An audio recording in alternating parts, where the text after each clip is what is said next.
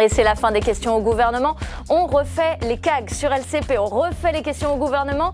Nous serons en duplex de la salle des 4 colonnes avec Elsa Mondin-Gava et Stéphanie Despierres, ainsi que dans l'hémicycle avec Clément Méric, alors que les députés sont en train de quitter l'hémicycle de l'Assemblée nationale. Alors au sommaire, le climat, préoccupation majeure des députés qui examinent en ce moment le projet de loi climat et l'inscription de la protection de l'environnement à l'article 1er de la Constitution. Vous entendrez la ministre de la Transition écologique, Barbara Pompili. Et puis le Ségur de la santé, en question cet après-midi, en pleine crise du Covid.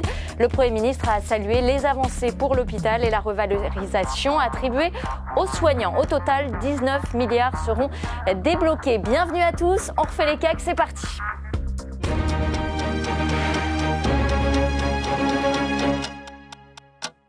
On refait les CAG cette semaine avec Jean-Baptiste Moreau. Bonjour et bienvenue. Vous êtes député La République En Marche de la Creuse.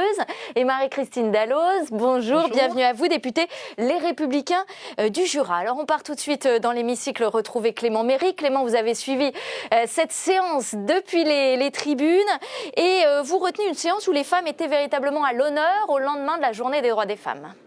Oui, Brigitte, et d'ailleurs, est-ce qu'il faut y voir les effets d'une présidence féminine ? C'est une séance qui a été plutôt apaisée aujourd'hui avec, il faut le dire, une présidente de séance, Laetitia Saint-Paul, qui s'est montrée un peu plus souple que ne l'est Richard Ferrand d'habitude sur les dépassements de temps de parole accordés aux députés. Peut-être que c'est cela qui a créé un autre climat lors de cette séance de questions au gouvernement. On l'a vu faire preuve d'ailleurs de souplesse lorsque Marie-Pierre Rixain s'est un petit peu perdue dans ses fiches en posant une question justement sur l'action du gouvernement en matière d'égalité femmes-hommes. Elle s'est vue un peu chahutée par quelques collègues de droite et la présidente de séance est intervenue à l'issue de cette question pour appeler chacun à faire preuve d'un peu plus de bienveillance. Voilà pour ce qui est de la forme. Pour ce qui est du fond, sur cette question de l'action du gouvernement sur l'égalité femmes-hommes, eh bien, deux questions ont été posées. La plus offensive a été posée par la députée de la France Insoumise, Bénédicte Taurine, qui a critiqué notamment le bilan de l'index égalité salariale. Et cela a donné lieu à un échange plutôt cordial, apaisé à nouveau, avec Elisabeth Moreno qui a défendu point par point les différentes mesures prises par le gouvernement pour cette grande cause nationale du quinquennat. Merci Clément Méric pour ce compte-rendu de la séance. On part tout de suite, salle des 4 colonnes. Retrouvez Elsa Mondin-Gava. Elsa, vous êtes avec la secrétaire d'État à l'égalité entre les femmes et les hommes, de la diversité, de l'égalité des chances, Elisabeth Moreno. Exactement. Cet index de l'égalité homme-femme met en avant un problème dans les rémunérations, les hauts salaires des entreprises. Pour vous, il faut des quotas, pas seulement dans les conseils d'administration, mais qu'on regarde bien tous ceux qui gagnent beaucoup d'argent dans les entreprises. Mais bien sûr, parce que vous savez, moi j'ai passé 30 ans dans la vie d'entreprise.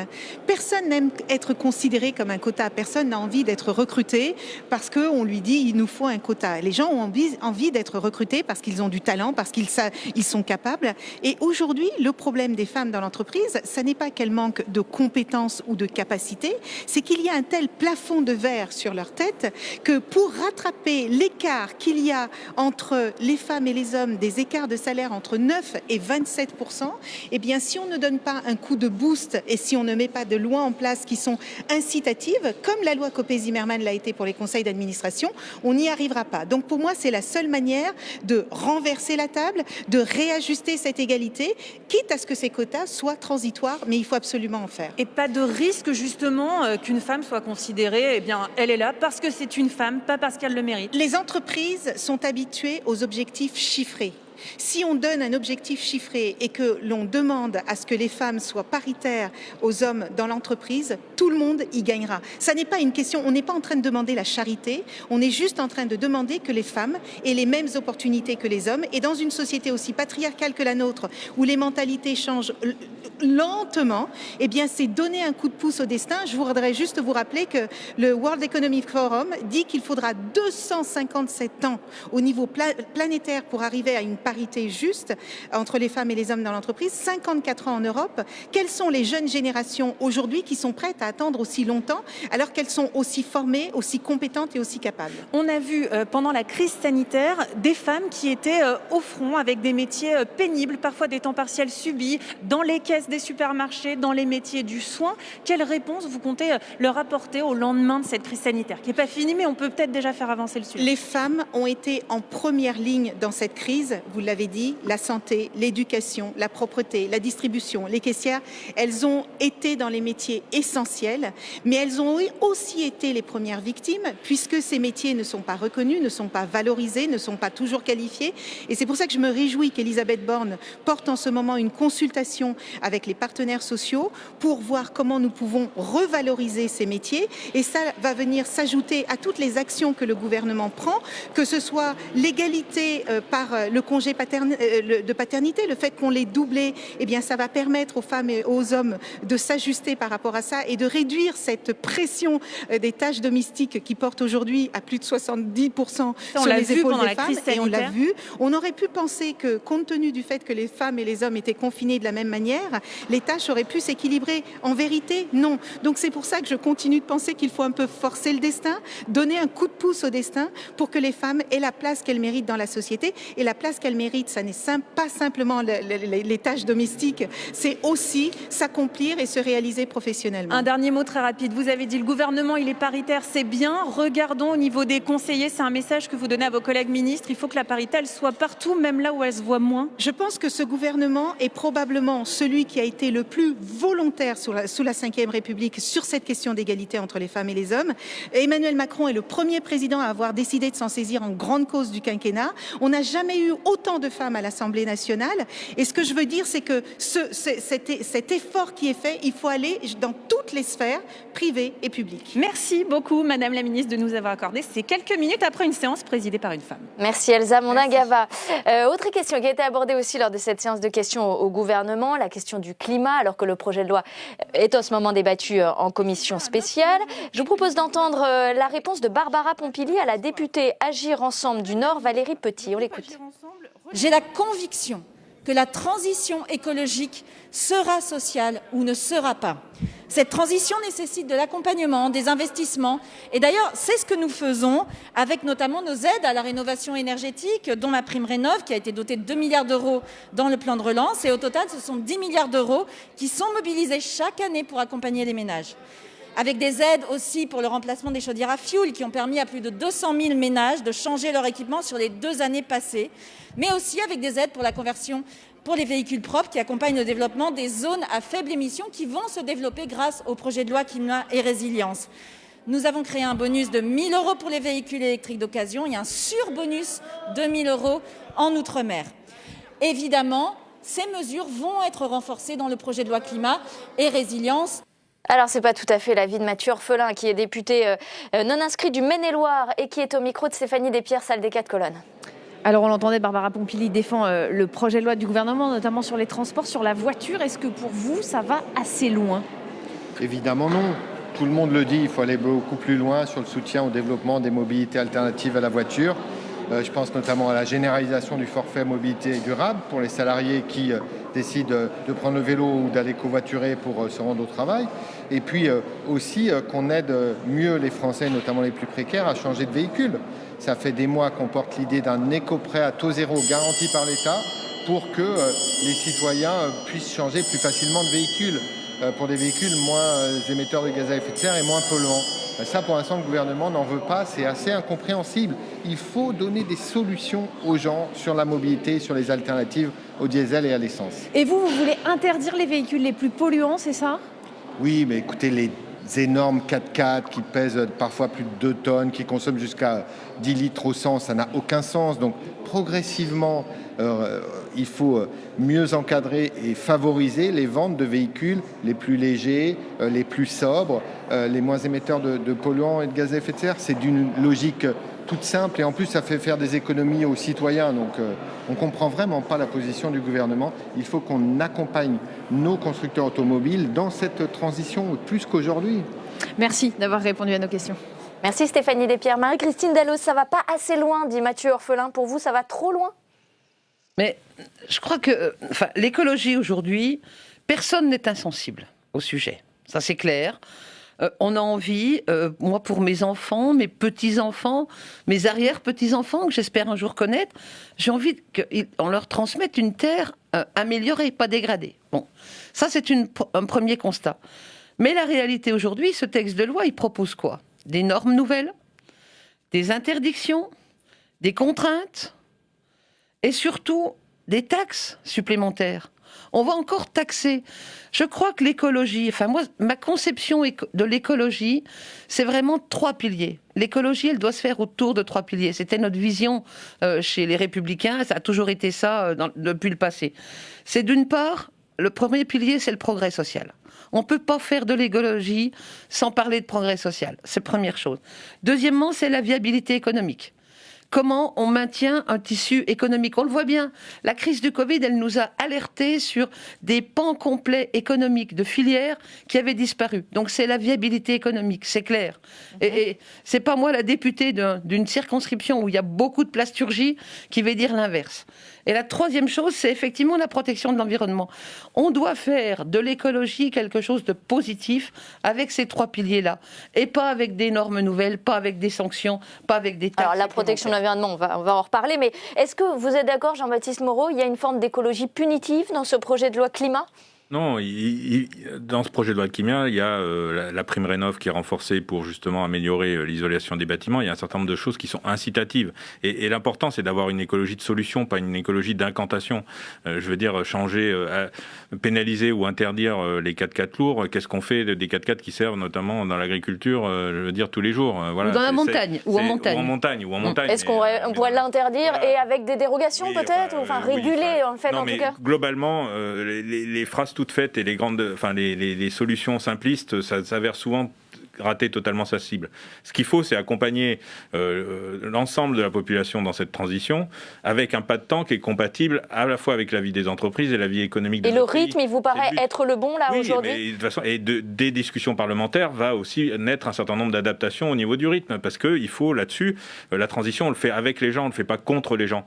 Donc, on le fait avec les entreprises et pas contre les entreprises. Donc, l'important, c'est d'amener le maximum de monde, comme l'a dit Barbara Pompili, avec nous dans cette transition et dans cette prise en compte du changement climatique et dans cette lutte contre le changement climatique. Donc, il ne s'agit pas d'être uniquement dans, effectivement, la taxe et l'interdiction, comme on voit un certain nombre d'amendements qui ont été déposés, parmi les 5000 qui ont été déposés, qui veulent remettre encore des taxes, remettre encore des normes supplémentaires. Il y a des points d'équilibre à trouver, et je n'ai aucun doute que la discussion parlementaire va permettre de trouver ces points d'équilibre. Vous avez aussi des critiques à formuler sur certains points. Vous avez déposé des amendements. Oui, j'ai déposé des amendements. Il y a quelques points sur lesquels je ne suis pas totalement d'accord. Par exemple ? Sur l'étiquetage environnemental, j'avais déposé, moi, dans la loi AGEC, une expérimentation sur l'étiquetage environnemental, mais il faut faire attention à la procédure qui va être utilisée sur l'étiquetage environnemental, puisque, par exemple, pour revenir à l'agriculture, mon sujet de prédilection, si on prend que le cycle de vie, les meilleures notes vont aller vers les systèmes les plus intensifs, c'est-à-dire les feedlots nord-américains, plutôt que vers la vache au braque du Cantal, quoi. Donc, dans l'évaluation de l'impact écologique... Il ne faut pas se tirer une balle dans le pied, quoi. Il ne faut pas se tirer une balle dans le pied, et il faut sortir des idées toutes faites, et il faut faire attention à ce qu'on fait. Donc sur l'étiquetage, et évidemment sur le repas végétarien, j'ai un vrai désaccord là-dessus, puisque c'est pas... L'idée, ce serait de généraliser un menu végétarien une fois par semaine. Certains veulent même l'imposer. Là, on parle d'une expérimentation. Il y a déjà une expérimentation qui a été votée dans Egalim, sur laquelle je m'étais opposé en tant que rapporteur de la loi à l'époque, parce que c'est aux collectivités locales de décider quels sont les menus qu'ils mettent en place dans les cantines. C'est pas à l'État de dire ce qu'il faut manger ou pas. Et d'autre part, quand on entend sans arrêt en boucle dire on mange trop de viande, c'est peut-être vrai aux États-Unis, c'est pas vrai en France. Aujourd'hui, les préconisations de l'OMS sur un adolescent en croissance, c'est 500 grammes. On est en moyenne à 250 grammes en France, donc on n'est pas du tout au niveau du niveau préconisé par l'OMS. Donc voilà, je lutte un peu contre les idées toutes faites et les dogmes. En tout genre, ça a tendance à m'agacer sérieusement. Il y a une forme de dogme, d'idéologie. Vous y voyez ça aussi dans ce projet de loi climat ? Bien sûr, il y a beaucoup de...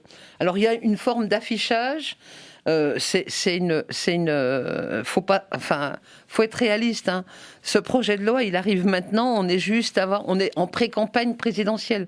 Donc il y a aussi ça, il y a une forme d'affichage. Le risque, c'est qu'effectivement, on a des députés de la majorité avec une orientation très, très dogmatique et qui vont nous alourdir énormément de dispositions. Enfin, moi, je regardais par rapport à l'artificialisation des terres. Dans des départements ruraux aujourd'hui, il ne se passera plus jamais rien. C'est-à-dire que la construction, c'est zéro. On n'a pas de perspective de développement pour attirer des nouveaux ruraux. Donc vous y voyez un frein à la liberté d'entreprendre, de bâtir notamment ? On cantonne, qu'on limite. Mais là, il y a énormément de freins. C'est un sujet. Alors les cantines, je vous en parle même pas. Les cantines sans viande. À un moment donné, un enfant, n'importe quel nutritionniste vous dira, ou pédiatre vous dira qu'un enfant, il a besoin d'une alimentation variée. Arrêtons de faire du dogme. Il y a des familles aujourd'hui en France où l'enfant ne mange pas de viande le soir pour une question de coût, de moyens. Et le seul endroit où il pouvait manger de la viande, c'était effectivement la cantine. Est-ce que sous le couvert d'une idéologie extrémiste, on va dire à ces enfants-là, bah, vous mangez plus de viande de la semaine, vous en aurez un morceau chez vous le week-end, le samedi à midi et le dimanche à midi. Je trouve tout ça, sous le couvert de bonnes intentions, on impose des choses qui ne sont pas adaptées. Alors, c'est pas non plus le menu sans viande proposé par Grégory Doucet à Lyon. On n'est pas tout à fait dans le même schéma avec ce menu végétarien. Non, mais on peut y arriver. C'est ça le risque. C'est que quand on ouvre cette porte-là, elle est grande ouverte et on va arriver vers des dérives. Non, mais globalement, là-dessus, sur ce projet de loi, il y a un travail qui est fait à la fois par les rapporteurs et par les députés de la majorité aussi pour faire évoluer le texte et pour trouver des compromis. Enfin, je veux dire, contrairement à la façon dont est présentée la majorité, c'est pas une seule tête et personne qui dépasse et des gens caporalisés. C'est des gens qui ont des opinions et des opinions parfois diverses et divergentes, mais qui sont capables de travailler ensemble pour essayer de trouver des compromis. Donc, un équilibre, en tout cas, sur ce projet de loi. Au Parlement, et c'est d'ailleurs tout l'intérêt de la démocratie représentative, et avec les amendements des oppositions aussi, c'est de trouver des compromis pour trouver un texte équilibré, mais qui lutte efficacement contre le changement climatique, qui va être un des grands défis, qui est un grand défi aujourd'hui, et qui est un grand défi du futur. Parce que l'objectif, c'est de réduire de 40% les émissions de gaz à effet de serre d'ici 2030. Le débat ne fait que commencer à l'Assemblée. On aura l'occasion d'y revenir. Autre question abordée cet après-midi lors des questions au gouvernement sur les violences urbaines dans le Rhône.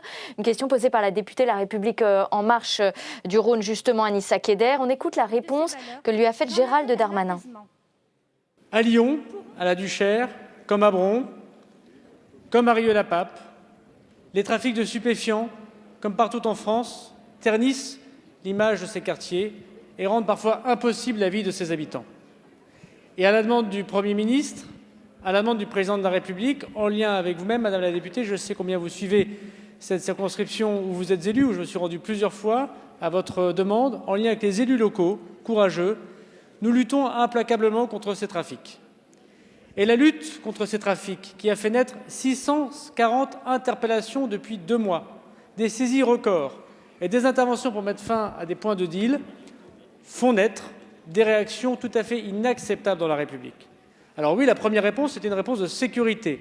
200 policiers étaient envoyés sur place, des élus de votre circonscription ont été protégés, et ces interventions en lien avec l'autorité judiciaire, 21 interpellations ces derniers jours, sont efficaces. Mais vous avez raison, la réponse du ministère de l'Intérieur ne suffit pas, et l'urgentiste, qu'est le policier, doit être accompagné par le médecin de prévention, qu'est la politique d'urbanisme, la politique de logement, la politique d'économie, et la politique de manière générale qu'a définie Monsieur le Premier ministre lors de son comité interministériel à la ville, et dont je sais que demain la République en sera plus belle.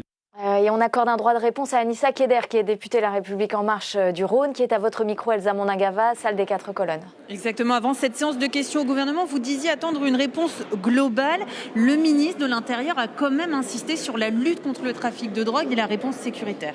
Alors, la réponse du ministre de l'Intérieur s'inscrit dans la volonté du Premier ministre d'apporter effectivement une réponse globale aux difficultés rencontrées dans ces quartiers. Et elle s'inscrit également dans un multi-champ, donc aussi bien sécuritaire. M. Darmanin vient effectivement d'annoncer qu'il y avait des effectifs en plus dans le Rhône, effectifs police nationale. Rieux est une ville éligible au dispositif Reconquête républicaine qui va être déployé prochainement avec 10 effectifs policiers en plus. Mais la réponse, M. Darmanin l'a aussi transmise, elle est globale. Elle a été réaffirmée lors du comité interministériel de politique à la ville le 29 janvier dernier par le Premier ministre. Une réponse sur l'éducation, le logement, l'emploi et le renouvellement urbain. Je prends l'exemple de l'éducation, je pense au dispositif Cité éducative qu'on a déployé depuis le début du mandat et des doublements de classes. Et aujourd'hui, je terminerai, parce que pour moi c'est important, j'en appelle à l'apaisement. Merci beaucoup, à vous, Madame la députée. Merci Elsa Mondingava. Marie-Christine Dalloz, 200 policiers en renfort dans la région du Rhône, 21 interpellations après les violences urbaines du week-end. Est-ce que la réponse est à la hauteur ? Je ne connais pas suffisamment ce territoire-là pour vous dire si la réponse est adaptée à l'enjeu de la crise. Ce que je constate à mon niveau, c'est que dans l'éducation nationale, pendant des années, on a eu le pas de vague. Et ça s'est su au fil du temps, ça s'est su, et ça, on a connu les dérives qu'on a connues avec la mort de Samuel Paty. Aujourd'hui, ça fait des années que dans nos quartiers, il n'y a pas de vague non plus. Alors c'est pas formalisé, c'est pas dit pas de vague, mais on laisse des quartiers complets à la main de trafiquants, de mais personnes. C'est justement de parce dealers. que le ministre de l'Intérieur lutte contre les trafics de drogue qu'on en est là aujourd'hui, non? Aujourd'hui, on veut sortir de ces personnes qui ont une main mise sur des quartiers, qui font la loi sur les quartiers, qu'on veut redonner de la sérénité dans ces quartiers-là, supprimer les trafics de stupéfiants.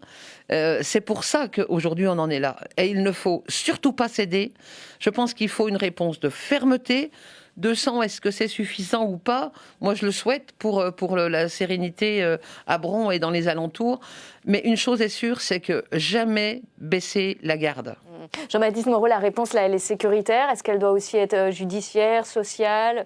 Oui, elle doit être dans son ensemble. D'ailleurs, il y a une rencontre interministérielle autour du Premier ministre et du ministre de l'Intérieur vendredi, je crois, de l'ensemble des acteurs de ces territoires-là pour mettre en place justement une réponse globale à la fois sur le volet éducation, sur le volet prévention et sur le volet répression qui est impératif. Les forces de l'ordre, les moyens des forces de l'ordre ont été considérablement renforcés depuis le début du quinquennat. Il faut continuer comme ça. Il faut effectivement chercher par tous les moyens à dissoudre ces bandes organisées qui se font la guerre aussi pour des questions de territoire.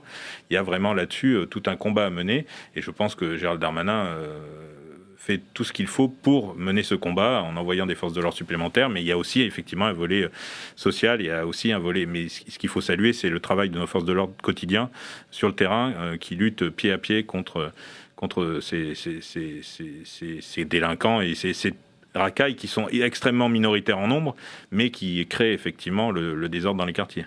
Et puis on a aussi parlé cet après-midi lors de la séance de questions au gouvernement du Ségur de la santé né de la crise de l'hôpital et du Covid. 19 milliards au total seront débloqués. Le Premier ministre Jean Castex a indiqué que les premiers fonds commençaient à être débloqués à partir de ce mardi. Il était en déplacement d'ailleurs dans la Nièvre ce matin. À cette occasion, Marie-Christine Dalloz, c'est un effort sans précédent qui est mis là sur l'hôpital dans cette crise. Moi, je voudrais comprendre d'où viennent ces 19 milliards. Est-ce que c'est que dans le périmètre du budget de la santé? Est-ce qu'il y a un bout de plan de relance? Est-ce qu'on est dans le cadre des PIA? Il y a 13 milliards en tout cas de reprise de dette de l'hôpital. Alors, je voudrais bien savoir comment on opère ce chiffre. Il y a de la communication dans le chiffre. 19 milliards, ça paraît beaucoup. Mais quand j'entends Christophe Castaner, le président du groupe LREM à l'Assemblée nationale, dire « on a rouvert des hôpitaux dans des territoires ruraux », je voudrais qu'ils viennent voir. Pas dans le Jura?